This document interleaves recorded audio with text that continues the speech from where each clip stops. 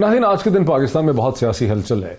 अब से चंद घंटे पहले वफाकी हुकूमत का, वफाकी काबीना का, कैबिनेट का इजलास भी हुआ। उसमें भी बहुत से अहम फैसले भी हुए और जहां हम देख रहे हैं कि पीडीएम के रहनुमा और पीडीएम की लीडरशिप अभी तक अपने जलसे के साइज को डिफेंड कर रही है या रेजिग्नेशन के हवाले से बात कर रही है, वहां वफाकी काबीना में ये हिंट भी ड्रॉप किया गया कि सेनेट के इंतखाबात जो हैं वो जल्दी करवाए जा सकते हैं, फरवरी में करवाए जा सकते हैं। बताया जा रहा है कि अटॉर्नी जनरल ऑफ पाकिस्तान ने अब हुकूमत को ये एडवाइस दी है कि इसके लिए कानून में किसी किस्म की तरमीम की जरूरत नहीं है। हुकूमत की कह रही है कि सेनेट के इलेक्शन जल्दी भी कराए जा सकते हैं और सेनेट के इलेक्शन शो ऑफ हैंड से कराने के हवाले से इंफॉर्मेशन मिनिस्टर ने कैबिनेट की मीटिंग के बाद जब अपनी ब्रीफिंग की प्रेस को, तो उसमें उन्होंने कहा कि सुप्रीम कोर्ट से इस हवाले से गाइडेंस ली जाएगी कि सेनेट के इंतखाबात शो ऑफ हैंड्स के जरिए करवाए जा सकते हैं। अपोजिशन का हमेशा से ये इल्जाम रहा कि जो भी इलेक्शन होते हैं पार्लियामेंट के फ्लोर पे, वहां पर उनके कैंडिडेट्स को तोड़ा जाता है, उन्हें इन्फ्लुएंस किया जाता है। तो ये सब बहुत से इश्यूज हैं। इसके अलावा बिलावल जरदारी भुट्टो क्या कह रहे हैं और उसके जवाब में शाह महमूद कुरैशी साहब क्या कह रहे हैं, इन सब चीज़ों पे बात करेंगे। मेरे साथ एक बहुत ही डिस्टिंग्विश्ड, एक बड़ा सीनियर पैनल है, मुझे ज्वाइन कर सकेंगे कमर जमान कायरा साहब, जो कि सीनियर रहनुमा है पाकिस्तान पीपल्स पार्टी के, साबिक वफाकी वजीर इत्तलात रह चुके हैं 2 दफ़ा, मुझे ज्वाइन कर सकेंगे एक वीडियो लिंक के जरिए। मुझे ज्वाइन करेंगे अली मोहम्मद खान साहब, जो वजीर मुमलिकत हैं पार्लिमानी अमूर के, मुझे एक वीडियो लिंक के जरिए ज्वाइन करेंगे। मुझे पाकिस्तान के prominent columnist, x managing director MD Pakistan television, पहले एडिटर रह चुके हैं दी न्यूज़ अखबार के, मोहम्मद मालिक साहब भी मुझे ज्वाइन करेंगे। Very warm welcome to all my guest. अगर मैं आगाज़ कर सकूं, सबसे पहले तो मैं नाज़रीन ये चाहूँगा कि मैं आपको वो टुकड़ा दिखाता हूँ जहाँ बिलावल भुट्टो ने यह दावा किया कि इस्तीफे और रेजिग्नेशंस PDM का एटम बम है। पाकिस्तान पीपल्स पार्टी और सारे PDM के जमातें एक पेज पे हैं, सब मिलके फैसले लिए हैं। 31 दिसंबर तक अपने पार्टी कायदीन के पास वो इस्तीफे जमे हो रहे हैं। इस्तीफे हमारा एटम बम है। जो जमहूरी कोर्टों के इस्तीफे हैं वो हमारा एटम बम है और हम एटम बम का जो इस्तेमाल है, जो उसका स्ट्रैटेजी है, वो मिलके PDM बनाएंगे।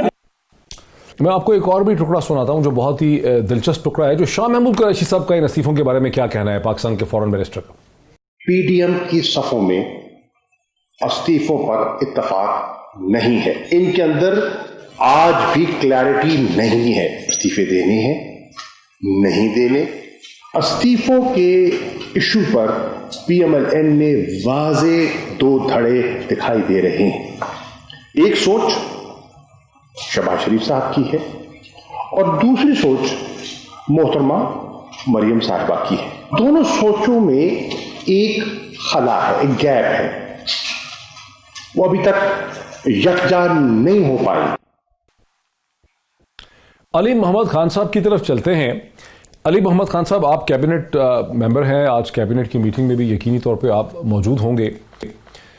आपकी हुकूमत, आपके इन फॉरेन मिनिस्टर और आपके तमाम वज़रा जो हैं अभी तक बिलावल भुट्टो की धमकियों को, ये PDM के लीडरान की जो पोजीशन है उसे सीरियसली नहीं ले रहे। बिलावल भुट्टो कह रहे हैं कि ये रेजिग्नेशन हमारा एटम बम है, ये एक स्ट्रेटेजिक टूल है, जब चाहेंगे हम इसको इस्तेमाल करेंगे। और फॉरेन मिनिस्टर ये कह रहे हैं कि अभी तक कोई कंसेंसस ही नहीं है इस्तीफों के हवाले से। आपकी क्या खबर है?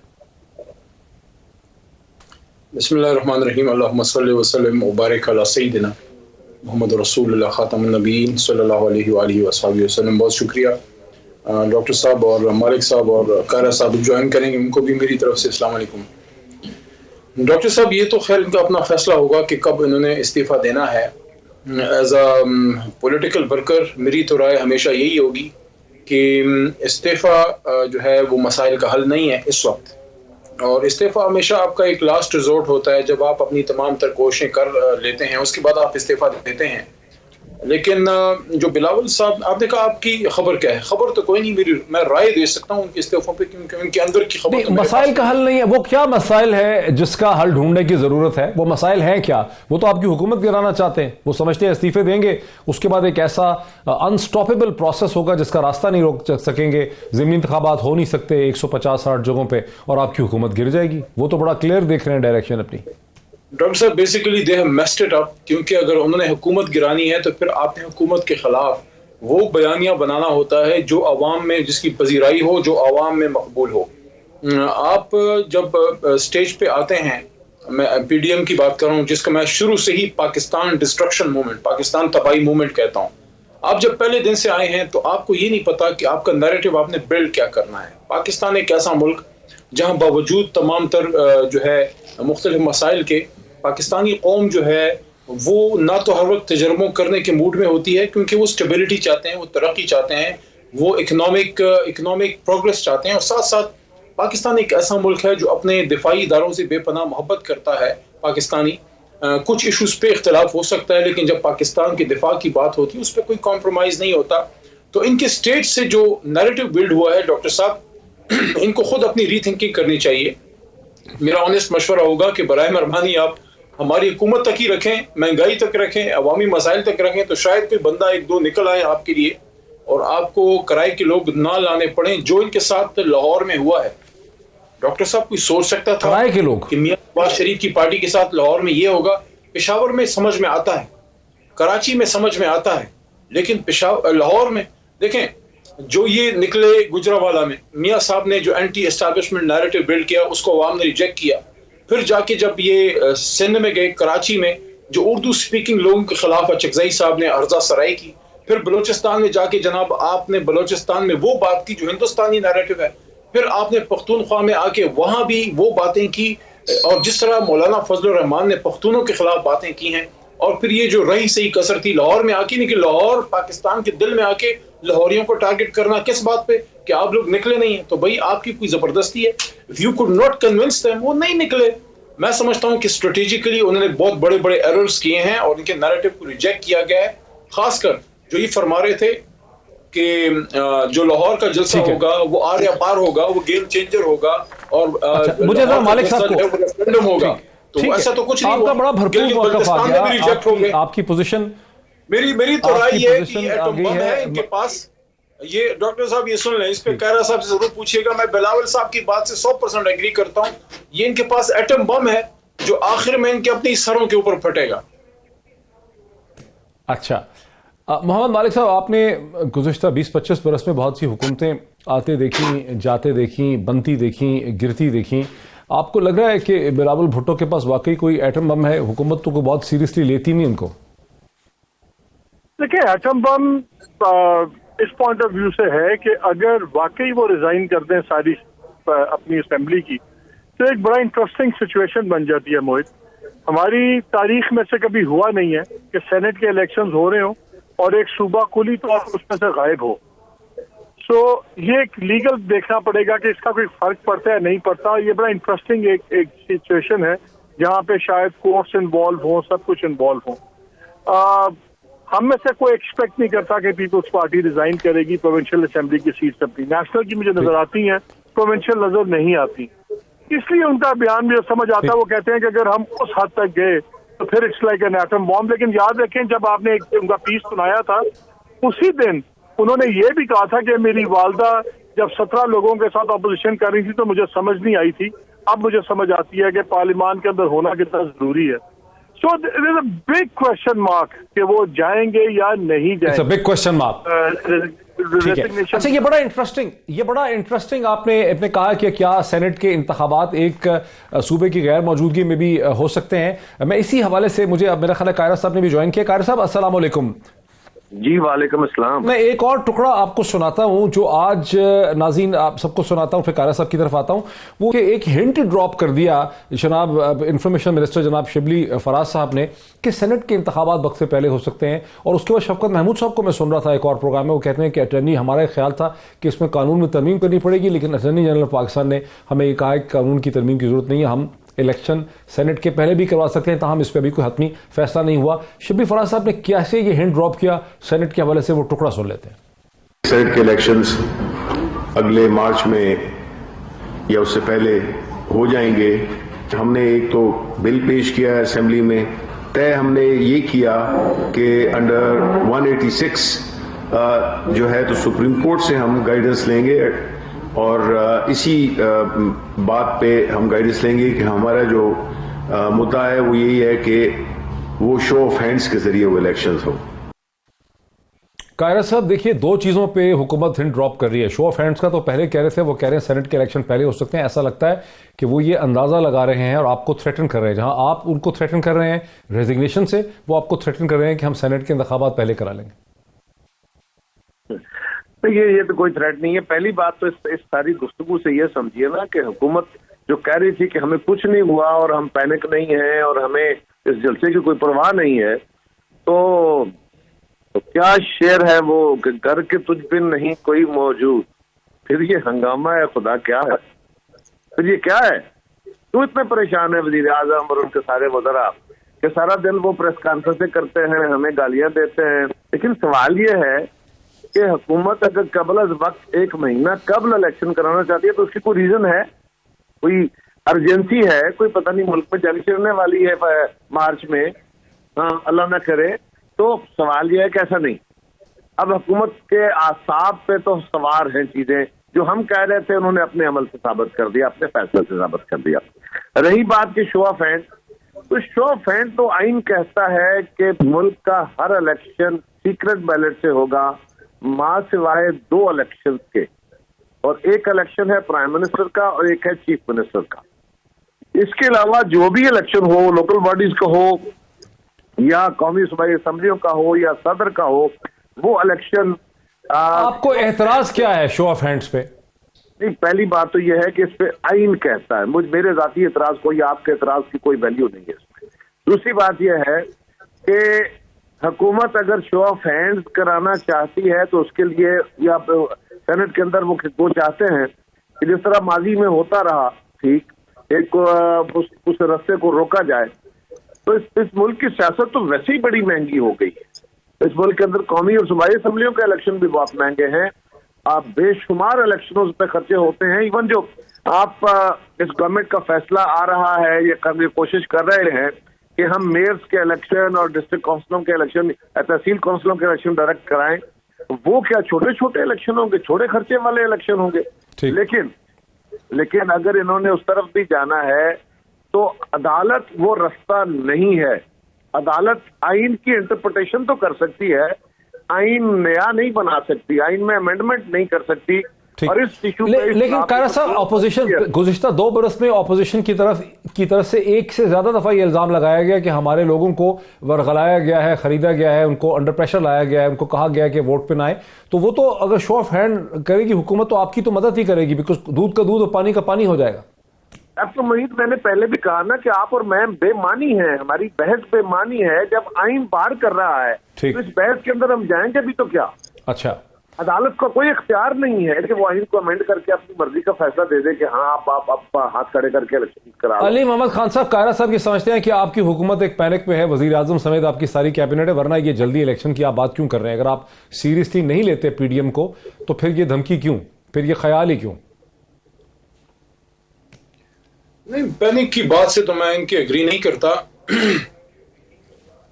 वज़ीर आज़म साहब भी बड़े रिलैक्स हैं और हुकूमती वज़रा भी जो हैं, हम अपना काम भी कर रहे हैं। तकरीबन हर हफ्ते हम में से हर कोई अपने इलाकों में होता है। जाहिर है जब एक अपोजिशन एक मेजर एक्टिविटी करना चाह रही है उस पर रिस्पॉन्स तो आएगा, जवाबी प्रेस कॉन्फ्रेंस भी होगी, कुछ ना कुछ रिस्पॉन्स उस पर आएगा। तो पैनिक की क्या बात है? अगर आप समझते हैं कि पैनिक है तो वो पैनिक तो फिर आपने कल खुद ही वो डिफ्यूज़ कर दिया जो कल आपके साथ हुआ है, खासकर मुस्लिम लीग नवाज के साथ जो कल जलसा हुआ है, जो हुआ था वाटरलू में नेपोलियन के साथ, तो कुछ ऐसा ही कोई कल नवाज शरीफ साहब की सियासत के साथ हुआ है। पीपल्स पार्टी का तो वाटरलू बहुत पहले हो चुका। जरदारी साहब ने वो कर दिखाया जो जिया साहब नहीं कर सके पीपल्स पार्टी के साथ। तो कल तो बिलावल साहब बड़े इररिलेवेंट लगे, नोबडी डिस्कस्ड हिम, किसी ने कोई स्पीच। और खासकर सबसे इंपॉर्टेंट चीज डॉक्टर साहब क्या थी, देखें वो क्या कहते हैं, वो पंजाब में वाटरलू था, नवाज शरीफ साहब का वाटरलू था या बिलावल भुट्टो का वाटरलू था? ये दो मुख्तलिफ चीजें। नवाज शरीफ का तो हो सकता है, बिलावल का कैसे वाटरलू था?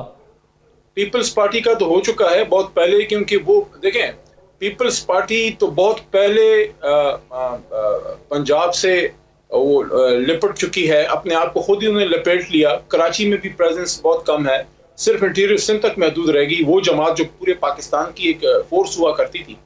मैं तो मियां नवाज शरीफ की बात कर रहा हूँ। देखें सबसे इंपॉर्टेंट चीज क्या थी, यानी कि वो पंजाबी मजहबुल मसल क्या है कि फिर मैं ना ही समझा, यानी कि आपको और लोग क्या कहें कि जब आपकी स्पीच में लोग आए नहीं, आपके वहां पे कुछ 14-15 MNAs हैं, आपके वहां गिरदो नवा में आपकी कुछ प्रेडोमिनेंटली 65% सीटें मुस्लिम लीग नवाज के पास हैं, पंजाब की विसिनिटी में, लाहौर की विसिनिटी में। आप एक 5-1 हज़ार बंदा भी ले आते तो वहां पे हर जो है 1 हज़ार ले आता, 2-2 हज़ार सेंट्रल अपना लाहौर से, तो आपका कम से कम 60-70 हज़ार का जलसा हो जाना था। जो रात के वक्त 60-70 हज़ार का 50 हज़ार का जलसा भी 5 लाख का लगता है, आप वो नहीं कर सके। लेकिन उससे भी अचंभे की बात ये थी कि मियाँ साहब की स्पीच शुरू हो रही है, लोग जा रहे हैं, nobody was bothering to listen to him. तो ये तो देखें, अब इन हालात में आप हमें कह रहे हैं कि हम पैनिक हैं, तो अगर आप समझते हैं कि हम पैनिक हैं, तो वो क्या कहते हैं कि दिल को बहलाने के लिए मालिक साहब का इस पे तर्जुमा, मालिक साहब आप समझते हैं कि लाहौर में जो जलसा है, लेकिन असल जो आपका सवाल है लाखों लोग इकट्ठे वो है आपके इलेक्शन का, वो बड़ा अहम है। देखें, आईन में तरमीम के, हमारी राय है आईन में तरमीम की जरूरत नहीं है, इलेक्शन एक्ट में चेंज हो जानी है जो ऑर्डिनेंस के जरिए हो सकती है, और उसमें 186 के तहत सुप्रीम कोर्ट ऑफ पाकिस्तान से सिर्फ इंटरप्रिटेशन के लिए, वजाहत के लिए कि वो भी उस पर अपनी राय दे दें। बाकी एक और चीज है, ये अपोजिशन वाले ना करप्शन के खिलाफ हैं, ना ये ट्रांसपेरेंसी के हक में है, ना ये इस ओपन शो ऑफ हैंड्स को सपोर्ट करेंगे। हालांकि चीखते रहे, जब सेनेट के चेयरमैन के इलेक्शन होता रहा, सबसे ज्यादा चीखें इनकी निकली। अच्छा, जरा मुझे सपोर्ट नहीं करेंगे, मालिक साहब करेंगे ना। मालिक साहब, क्या लाहौर का जो जलसा है जिसमें PMLN वो लाखों लोग इकट्ठे नहीं कर सकी, जिसका उनका दावा था, ये ख्याल था, ये तवक्को थी, क्या ये नवाज शरीफ साहब का सियासी वाटरलू हो गया? नहीं, आई थिंक ये टीम पे जाने की जरूरत नहीं, लेकिन मैं पहले जो बात करना चाह रहा हूँ, खैरा साहब ने जो बात की थी, बसद एहतराम मैं थोड़ा सा उनसे डिसएग्री इसलिए करता हूँ कि आइन एक जीता जागता डॉक्यूमेंट है, ये रिजिड नहीं है।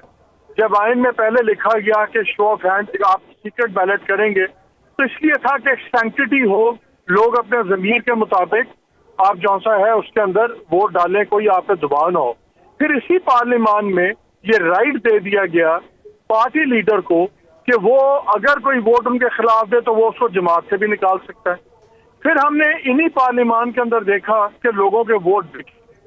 अब आइन में अगर आप तरमीम आ जाती है कि आप खुल के वोट दें, ताकि ना जो वोट दे रहा है इन मैटर्स ऑफ नेशनल इश्यूज पता होना चाहिए लोगों को कि इसने कहाँ वोट दिया। इलेक्शन आप खुफिया इशू पे नहीं जीतते, आप ओपन एजेंडा, ये एजेंडा है, इस एजेंडा पे मैं आ रहा हूँ, आपको वोट मिलते हैं। तो अब ऑपोजिशन को बल्कि खुश होना चाहिए कि अगर गवर्नमेंट शो ऑफ हैंड्स कर रही है, तो हमेशा कहा जाता है कि गवर्नमेंट दबाव डालती है, गवर्नमेंट रिसोर्सेज खर्चती है सरकारी लोगों को बदलने के लिए। और मैं इस बात से डिसएग्री करता हूँ जब वो कहते हैं आपकी और मेरे कहने की क्या हैसियत है। बहुत बड़ी हैसियत है।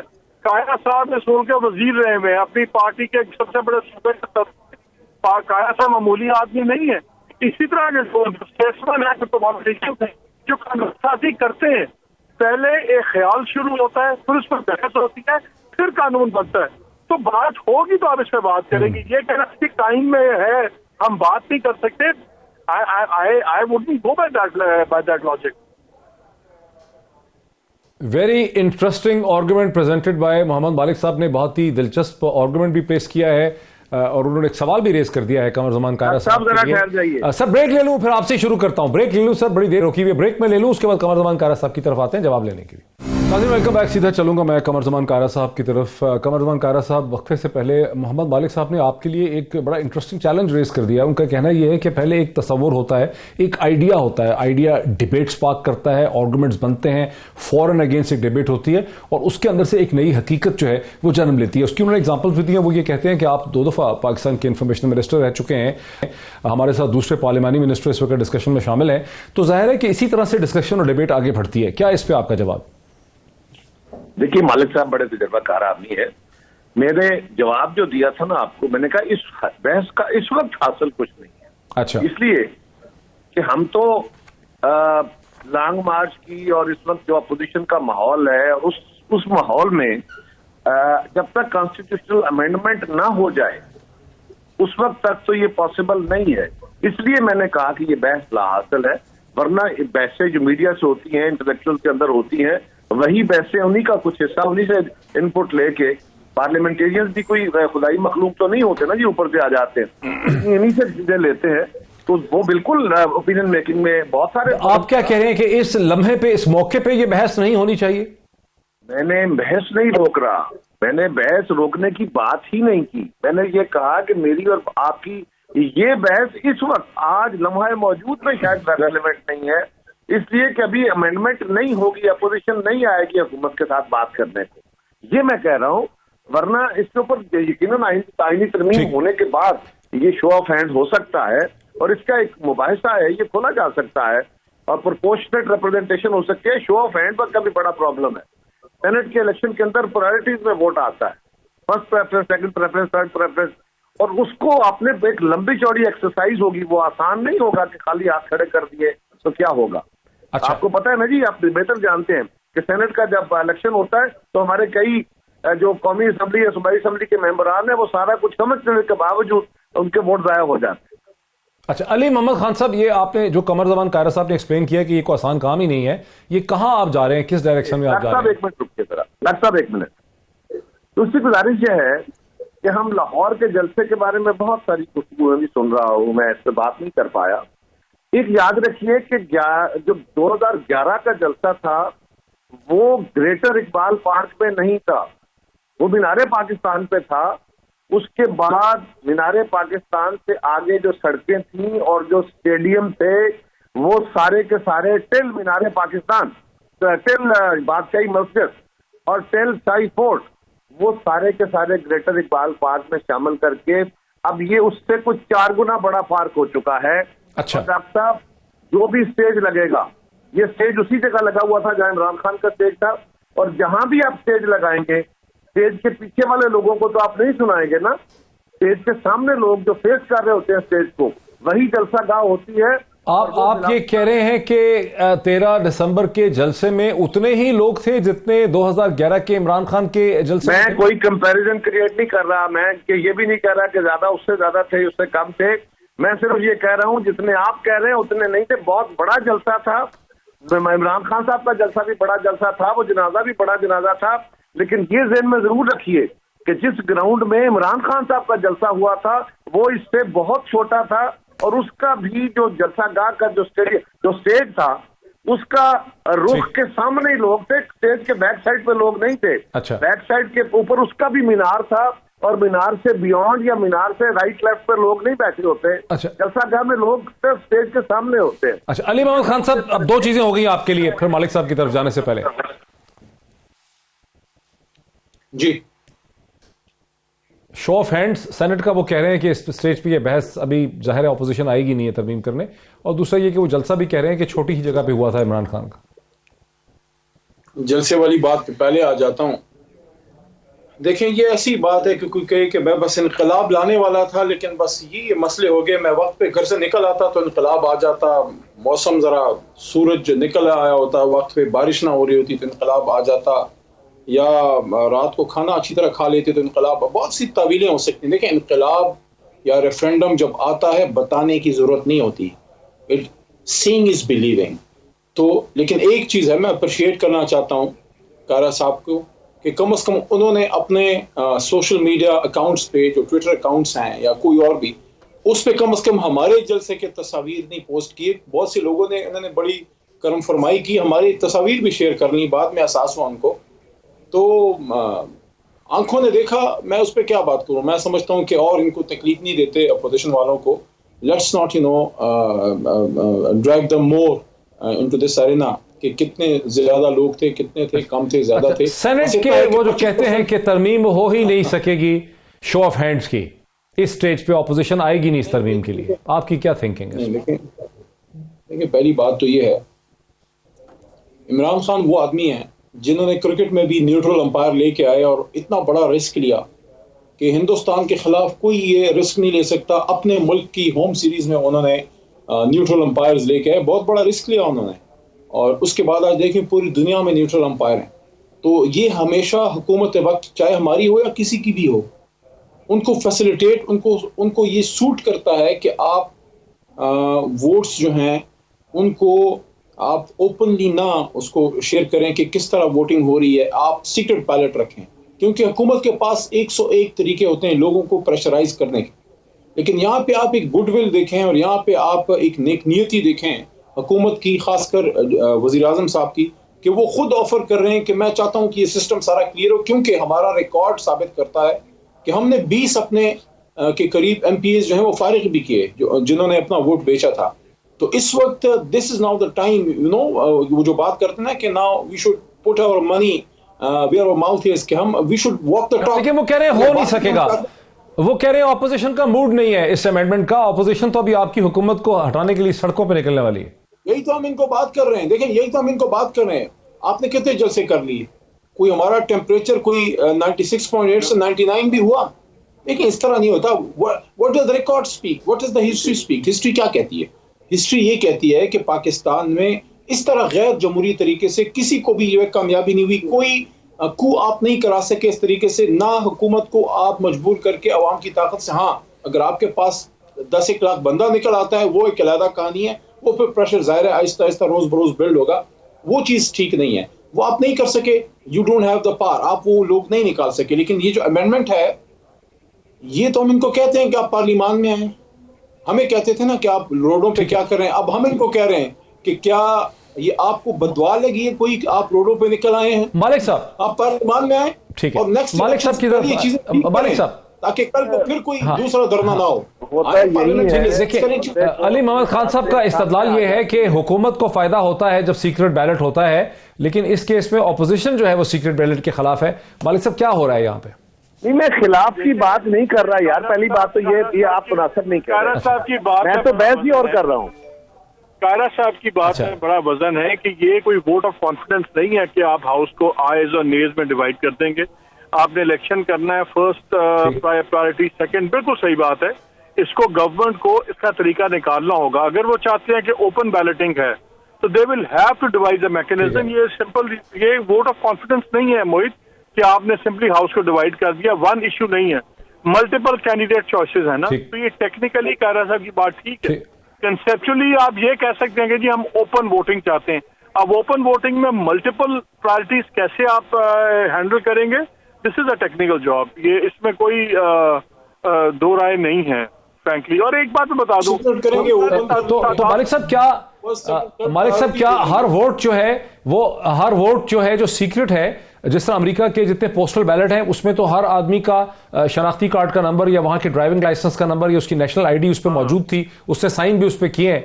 तो क्या ये भी हो सकता है कि सेनेट में एक ऐसा बैलेट डिवाइस किया जाए जिसमें अपनी जो चीज पहले खुफिया थी वो ओपन हो जाए, वो सारे उसका रिकॉर्ड जो है वो विजिबल हो, किसको वोट डाला है, ये नंबर है, ये नाम है। आप ये कर सकते हैं कि आप बैलेट को इसी तरह आप डालें जैसे अभी आप डाल रहे हैं, बाद में हर एक का बैलेट आइडेंटिफाइड हो। अगर लेट्स से कायरा साहब एक वोट डाल रहे हैं तो कायरा साहब का आइडेंटिफाइड बैलेट पेपर हो जो बाद में सीक्रेट ना हो, ये आप शायद कर सकते हैं। लेकिन शो ऑफ हैंड, कायरा साहब, इसमें क्या हरज है? आप सबका बैलेट चला जाए नेशनल असेंबली और सेनेट की वेबसाइट के ऊपर, उस पर PDF वर्जन डाल दे, उसका सारा पाकिस्तान देखे उसको किससे किसको वोट डाला है। देखिए, तो ये मैंने यही कहा कि ये एक टेढ़ा सा मैकेनिज्म है, इसको इवॉल्व करना पड़ेगा। और दूसरा ये है कि इस माहौल में जब तक कॉन्स्टिट्यूशनल अमेंडमेंट नहीं हो जाती ये ओपन वोट नहीं हो सकेगा। इसलिए मैंने इसकी मुखालफत की, हमायत की बात ही नहीं कर रहा। मैं कह रहा हूँ इस वक्त इसकी बहस नहीं है। और गवर्नमेंट जो बड़ी ठंडी बैठी है और चिल कर रही है, वो आपको नजर ही आ गया कि उनको मार्च से पहले की भी तजवीज है कि जल्दी जल्दी इलेक्शन करा ले, इससे पहले कि अपोजिशन जो है वो फरवरी में अपना लॉन्ग मार्च शुरू कर दे। तो बेहतर है कि हम मार्च लॉन्ग मार्च कर दे या रिजाइन कर दे, रेजिग्नेशन दे दें। मार्च भी करेंगे ना, मार्च करेंगे तो फिर आगे नहीं, लेकिन सेनेट के इलेक्शन को ज्यादा खतरा तो आपके इस्तीफों से है ना, उस पर तो अभी आपने कोई। अरे यार अरे डॉक्टर साहब, आप सबको हमारे इस्तीफों डॉक्टर साहब क्यों सीरियस ले रहे हैं? हमें ज्यादा पता है कि किस वक्त कौन सा स्टेप लेना चाहिए, हमें पता है कि कौन सा स्टेप कब लेना है। इंशाल्लाह अपने अपने अप्रोप्रिएट टाइम पे वो स्टेप लेते जाएंगे, डोंट वरी। नहीं, लेकिन कायरा साहब आप कह रहे हैं कि कॉन्स्टिट्यूशनल अमेंडमेंट नहीं हो सकेगी, ये जो कहते हैं हम सुप्रीम कोर्ट में चले जाएंगे 186 के तहत, वो आप कहते हैं नहीं वर्क करेगा। Court has no authority, supreme court has no authority at all कि वो आइन में अमेंडमेंट कर दे। ये तो नहीं हो सकता ना कि बार बार सुप्रीम कोर्ट जनरल मुशर्रफ की तरह बैठ के वो इख्तियार भी जनरल मुशर्रफ को दे दे जो उसके अपने पास नहीं। खान साहब, ये आप कहां से डिराइव कर रहे हैं ये फॉर्मूला कि आप सुप्रीम कोर्ट में चले जाएंगे अंडर आर्टिकल 186? ये खाली इलेक्टोरल रिफॉर्म्स करने की जरूरत है, इलेक्शन लॉ में अमेंडमेंट नहीं करनी। ये कॉन्स्टिट्यूशन के अंदर है कि एक्सेप्ट 2 इलेक्शन, यानी सीएम का और पीएम का। बाकी जितने इलेक्शन होंगे वो सीक्रेट बैलेट से होंगे, ये उसके अलावा हो ही नहीं सकता। अली मोहम्मद खान साहब, कहां से आपने ये फॉर्मूला डिराइव किया है सुप्रीम कोर्ट में जाने वाला?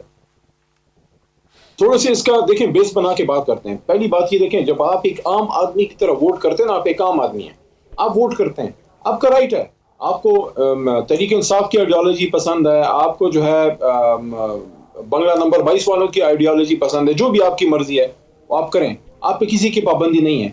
लेकिन जब आप किसी का मैंडेट लेके आते हैं, आप पाबंद होते हैं, आप पाबंद होते हैं। जैसे मैं अगर मैं MP हूँ, सूबाई असम्बली का मेंबर हूँ, मैं तहरीक इंसाफ के टिकट पे आके बैठा हुआ हूँ, तो वहां पे ये फैसला करना कि किस कैंडिडेट को मैं वोट करूं, PTI वाले को करूं या नून वाले को, किसने मुझे राइट दिया है कि मैं पास हो जाऊं PTI के प्लेटफॉर्म से, वोट मैं नून वाले या पीपल्स पार्टी वाले को करूं? माजी में मिसालें मौजूद हैं। यहाँ पीपल्स पार्टी के कारी साहब आपके सामने उनके नाम भी ले देंगे, इनको पता है खैबर पख्तूनख्वा से इनके ऐसे भी सेनेटर पास हुए कि जितना उनको इलेक्टोरल वोट चाहिए था, जिस पे पास हो सकते थे, उससे तो कम इनके MPs थे। सवाल ही नहीं पैदा हो सकता था जब तक आप खरीदो फरोख्त ना करते। तो सवाल अब यहाँ पे पॉइंट ये है कि उसूली तौर पे अगर हम वाकई हम सब इस बात के हक में हैं, हमारी तो तहरीक ही इसी बात पे, हमारी तो पार्टी बनी इसी बात पे। पीपल्स पार्टी वाले और अपोजिशन के और लोग, नून वाले, इस बात पे बहुत उपकार हुई कि हमारे साथ ये हुआ है।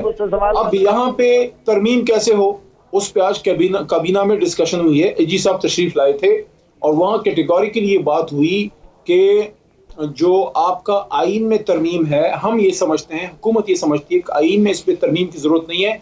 इलेक्टोरल लॉज, इलेक्शन एक्ट जो आई थिंक 76 का है, उसके तहत सेनेट का हो जाना है इलेक्शन, और उसमें आप तरमीम कर सकते हैं। लेकिन ये जो कारा साहब एक बात उसमें आप तरमीम कर सकते हैं, प्रॉपर कन्वे नहीं हो सका। हमने सुप्रीम कोर्ट में जाके उनसे, सुप्रीम कोर्ट से कौन लॉ मेकिंग करा सकता है? सुप्रीम कोर्ट तो लॉ मेकिंग नहीं करती। उनसे इस पे हम राय लेंगे, रेफरेंस लेके जाएंगे कि आप इस पे राय दें, इस पे और मजीद क्लैरिटी राय दे दें कि ऐसा हो सकता है कि नहीं हो सकता। यानी जो अटॉर्नी जनरल ऑफ पाकिस्तान ने हुकूमत को और कैबिनेट को जो एडवाइस किया है, उसके ऊपर हम राय ले लेंगे सुप्रीम कोर्ट से। एक ब्रेक मुझे लेनी है, ब्रेक के बाद बहुत से इश्यूज हैं। मेरे साथ रहिए, मुझे ब्रेक लेनी है। नाज़रीन मत जाइएगा, बहुत से इश्यूज हैं, 2-3 कम से कम बहुत बर्निंग इश्यूज हैं। After the break welcome back. हमारे साथ थोड़ी सी कारा साहब ने ज्यादती ये कर दी है कि वो इस वक्त बिलावल हाउस में थे और उनको बिलावल जरदारी भुट्टो ने अंदर बुला लिया है और वो अपना फ़ोन जो है अपने अटेंडेंट के पास छोड़ के चले गए हैं। सो इस साथ नहीं सेगमेंट में अब मेरे साथ है मोहम्मद मालिक और मेरे साथ हैं अली मोहम्मद खान साहब। मैं एक टुकड़ा आपको दिखाता हूँ, फिर मालिक साहब की तरफ जाना चाहता हूँ। शाह महमूद कुरैशी साहब ने जब ऐसे वक्त पे, जबकि बिलावल भुट्टो कह रहे हैं कि हमारे इस्तीफे, हमारे एटम बम हैं वगैरह वगैरह, उस वक्त शाह महमूद कुरैशी साहब ने ये भी कह डाला है कि बिलावल भुट्टो तो डिसीजन मेकर ही नहीं है। जरा वो सुन लें।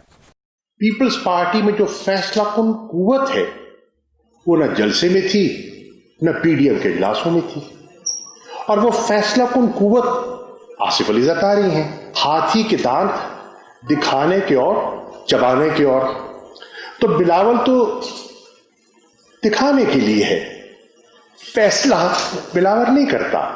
पीपल्स पार्टी के फैसले आज भी आसिफ अली ज़रदारी करते हैं, ये हकीकत है। कोई उसको तस्लीम करे ना करे, जो उनकी क़यादत है, जो उनका इनर सर्कल है, वो पूरी तरह जानता है कि बाख्तियार कौन है।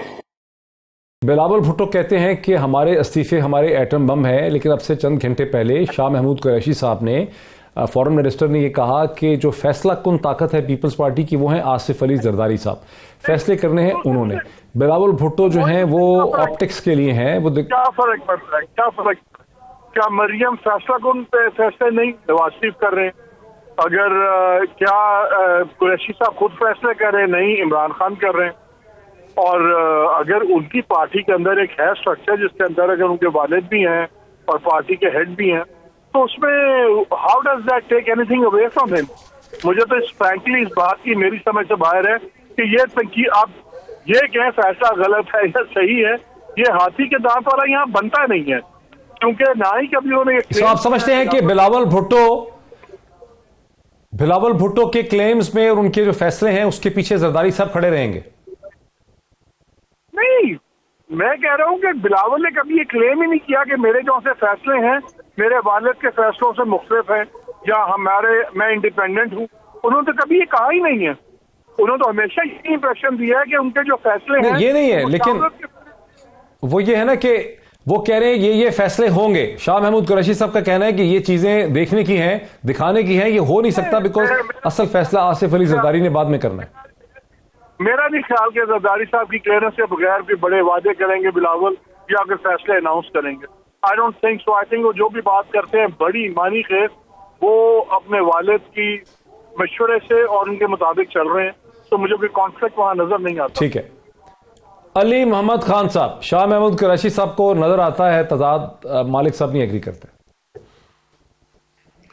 नहीं, मालिक साहब जो है किसी और अनेक से देख रहे हैं, हम तो जिधर से देख रहे हैं वो ये है कि कोई ये नहीं कह रहा कि बाप बेटा जो हैं वो कोई डिफरेंट फैसले करेंगे या बाप बेटा जो हैं उनकी कोई आइडियोलॉजी डिफरेंट है, लेकिन बात ये हो रही है कि जो बिलावल साहब स्टेज पे पोज कर रहे हैं वो पिछले तकरीबन 2007 से जब से बेनज़ीर साहिबा शहीद हुई, फौत हुई, उसके बाद जरदारी साहब जब सियासत में उन्होंने एंट्री की, वरना बेनज़ीर साहिबा के होते हुए तो जरदारी साहब तो पाकिस्तान में कम ही होते थे, वो तो he was not even allowed कि वो उस तरह से अपना रोल प्ले कर सकें पाकिस्तान पीपल्स पार्टी में।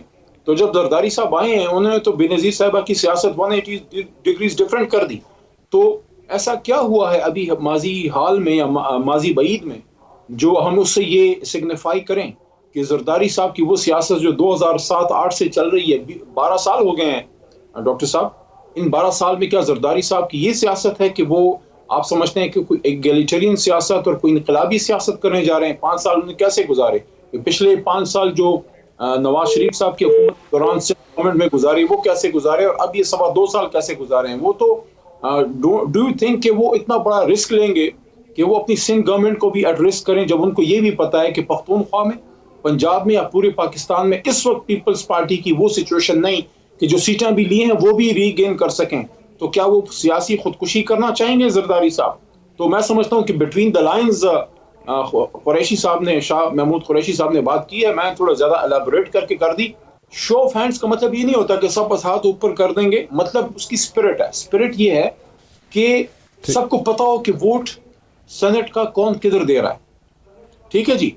अब वो उसका तरीकाकार कोई भी हो सकता है, वो बैलेट पेपर के जरिए भी हो सकता है और भी कोई इसका इलेक्ट्रॉनिक तरीका भी निकाल सकते हैं। लेकिन दूसरा नुक्ता उसमें यह है कि आज हमने जब एजी साहब ने, अटॉर्नी जनरल ने जब आज अपना ब्रीफिंग दी है पूरी काबीना को, तो उसमें फिर उनको ये डायरेक्शन दी गई है। मालिक साहब, आपके उस तजवीज़ पे तो मैं समझता हूं कि आपने जो कहा ना कि एक आइडिया होता है, फिर आर्गुमेंट होता है, उसी में से चीज़ें हकीकतें पैदा होती हैं, उस पर तो हम एक प्रपोजल डेफिनेटली कौम के सामने रख सकते हैं कि एक मैकेनिज्म हो सकता है कि जो वोट है सेनेट में लोगों का, MPs का, MNS का, वो बाद में एक पब्लिक रिकॉर्ड बन जाए जिसको कि लोग जो है विजिबली तौर पर देख सकते हैं। लेकिन एक और इशू है मालिक साहब, वो इशू में आपको एक टुकड़ा सुनाता हूं महमूद खान अचकज़ई साहब का, उस पर थोड़ी सी हम बहस कर लें जो उन्होंने लाहौर में कहा। जब इस खित्ते पे अंग्रेज बहादुर की बादशाही थी, कोई बुरा न माने, हम किसी को ताना देने नहीं आए। हमने अपनी बसात के मुताबिक साम्राज्य का मुकाबला किया, लेकिन हमें गिला है, थोड़ा सा साथ लाहौरियों ने भी दिया अंग्रेजों का। अच्छा मालिक साहब, ये कमेंट आपने ज़रा पहले भी सुना होगा, इस पे बहस भी बहुत हुई है। मुझे इस पे थोड़ा सा एतराज़ ये है कि पाकिस्तान में हर शख्स जो है वो हिस्ट्री कहीं से उठा के एक पैराग्राफ उसके ऊपर अपना मतलब जो है निकाल लेता है उसके अंदर से। अगर हम तारीख को एज अ कंटिन्यूएशन देखते हैं तो 10वीं और 11वीं सदी से अफगानिस्तान से मसलसल हमले हुए हैं नॉर्थ ऑफ इंडिया में, और वो सारे हमलावर जो है उन्होंने पंजाब को गुजरा भी है, फतह भी किया है, अपनी हुकूमतें भी बनाई, अपने सूबेदार भी बिठाए, दिल्ली को भी जाके किया। नादर शाह को ही देख लें जिसने दिल्ली को 1740 में बहुत बुरी तरह से उसने उसको जो है तबाह बर्बाद किया, पीकॉक भी उठा के ले गया। ये कुछ हम कर सकते हैं कि इस किस्म की इररिस्पॉन्सिबल स्टेटमेंट्स जो कि एक यानी डिवाइड पैदा करती हैं कौम में, इन्हें रोका जाए? अल्लाह सबको ऐसे इंकलाबियों से महफूज रखे कि जब ये पावर में आते हैं तो बजाय से कि अपने सूबे के लिए कुछ से, अपनी कौम के लिए कुछ करते, अपने एक भाई को वजीर बनवा दिया, एक भाई को गवर्नर बना दिया। ये है इनका इंकलाब। इनके खानदानों में वजारतें आती रहें, गवर्नरी आती रहें, तो पाकिस्तान जिंदाबाद। अगर इनके ना आए, वो इनके इक़्तिदार से निकल जाएं, तो फिर हम अफगानिस्तान से सरहद भी उखाड़ देंगे, फिर हम लोगों को जिंदा नहीं रहने देंगे, फिर सब कुछ बुरा। इनके ऊपर क्या बात करें? I would not even dignify by commenting on it. बिल्कुल सही। अच्छा, अली मोहम्मद खान साहब, मतलब आप भी पश्तून हैं, ये तारीख की एक लाइन उठा लेना, एक पैराग्राफ उठा लेना, विकिपीडिया से कुछ पढ़ लेना, उसके बाद कर लें। महमूद खान अजगज़ई साहब की स्टेटमेंट से ऐसा लगता है कि वो उस इंडियन नेशनलिज्म में सिर्फ बिलीव करते हैं 20वीं सदी की, जो इंडियन नेशनल कांग्रेस ने जिसका तस्वर पेश किया। वरना हिस्ट्री तो यहां बड़ी कंफ्यूजिंग किस्म की है, उसमें से कोई आसान कंक्लूजन निकल नहीं सकता। क्या किया जाए सियासतदानों को इस किस्म की गैर जिम्मेदाराना बातें करने से रोकने के लिए? बस यही किया जाए कि इस तरह के जो गैर जिम्मेदार सियासतदान है, अब इस उम्र में सीख तो नहीं सकते, 70+ होंगे वो, तो वो फिर जरा साइड लाइन हो, जरा आराम करें, रेस्ट करें, क्योंकि जो खिदमत उन्होंने करनी थी पाकिस्तान की काफी सारी उन्होंने कर ली है। जब ये कराची जाते हैं, देखें मैं आप या हम लोग जो इधर बैठे हुए हैं, किसकी वजह से ये मुल्क बना है? कायद आज़म ने लीड किया, लेकिन कुर्बानी पीछे किसने दी? उन्होंने दी जिन्होंने अपना घर बार छोड़ा और उनकी बच्चियों की इज्जतों की भी कुर्बानियां हुई। ये रावी, जेलम, सुतलत सारा सुर्ख था पाकिस्तानियों के खून से और हमारी बच्चियों की लाशों से। तो वो तो उर्दू स्पीकिंग लोग थे जो घर बार छोड़ के आए। लियाकत अली खान जैसे लोग जो वहां नवाब थे, सारा कुछ छोड़ के इधर आए। जब शहीद हुए तो शेरवानी के नीचे बनियान थी उनकी। ये कुर्बान स्पिरिट तो उर्दू स्पीकिंग लोगों में। बहुत सही, बहुत शुक्रिया, बहुत शुक्रिया खान साहब का भी, मोहम्मद मालिक का भी, कमर जमान कायरा साहब की सारी बहस आपने देखी, बहुत ही इंटेलिजेंट डिस्कशन थी, प्रपोजल्स भी उनसे निकले। आज इतना ही, फिर आपसे मुलाकात होती है। बहुत शुक्रिया।